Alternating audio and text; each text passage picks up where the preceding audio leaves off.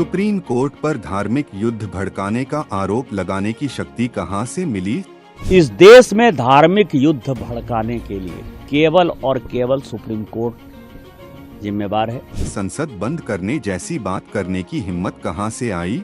Supreme court की सीमा यह है कि भारत का संविधान जिस कानून को बनाया उस कानून की उसको व्याख्या करनी है। जेपी नड्डा के सख्त बयान के बाद भी क्यों नहीं रुक रहे निशिकांत?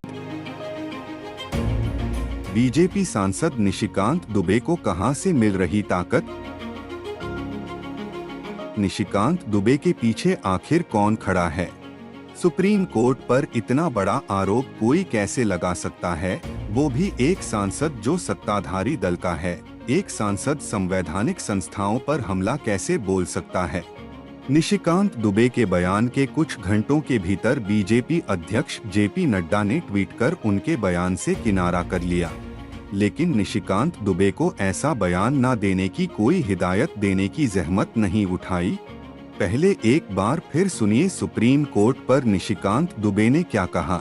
इस देश में धार्मिक युद्ध भड़काने के लिए केवल और केवल सुप्रीम कोर्ट जिम्मेवार है।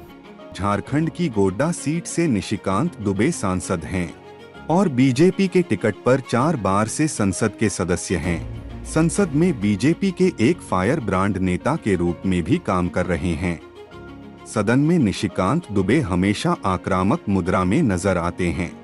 गोरी आए, गजनी आए और बाबर आए, तीनों लुटेरे के तौर पर आए। ये कोई पहला मौका नहीं है जब निशिकांत दुबे विवादों में घिरे हैं। उनके बयानों और आरोपों पर संसद में खूब घमासान होता रहा है। कभी उन्होंने सोनिया गांधी पर विवादित टिप्पणी की तो कभी उनके आरोपों पर महुआ मोइत्रा को अपनी संसद सदस्यता तक गंवानी पड़ी। इससे एक बात तो साफ है, निशिकांत दुबे में एक फायर ब्रांड नेता के रूप में उभरे हैं और आने वाले समय में बिहार में चुनाव है।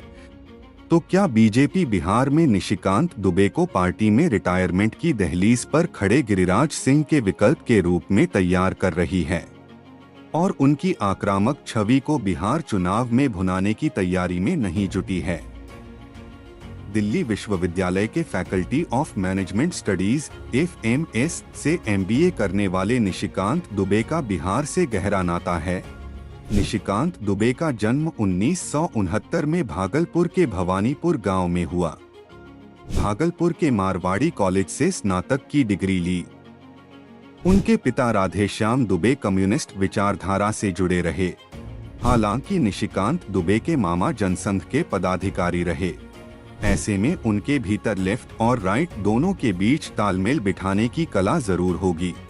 सियासी गलियारों में चर्चा है कि निशिकांत दुबे की इन्हीं खूबियों की बदौलत बीजेपी उनका इस्तेमाल बिहार में स्टार प्रचारक के रूप में कर सकती है। अब बिहार में इसी साल चुनाव होना है। शायद यही वजह है कि सुप्रीम कोर्ट पर इतना बड़ा विवादित बयान देने के बाद भी निशिकांत दुबे पर पार्टी ने कोई एक्शन नहीं लिया। इससे साफ है कि निशिकांत दुबे को कहीं ना कहीं से ऐसी पावर मिल रही है जिसकी वजह से वो कभी सुप्रीम कोर्ट पर सवाल उठा दे रहे हैं तो कभी पूर्व चुनाव आयुक्त को मुस्लिम कमिश्नर तक कहने से परहेज नहीं कर रहे हैं। ऐसा लगता है जैसे उनके विवादित बयानों का ये सिलसिला बिहार चुनाव तक जारी रहने वाला है।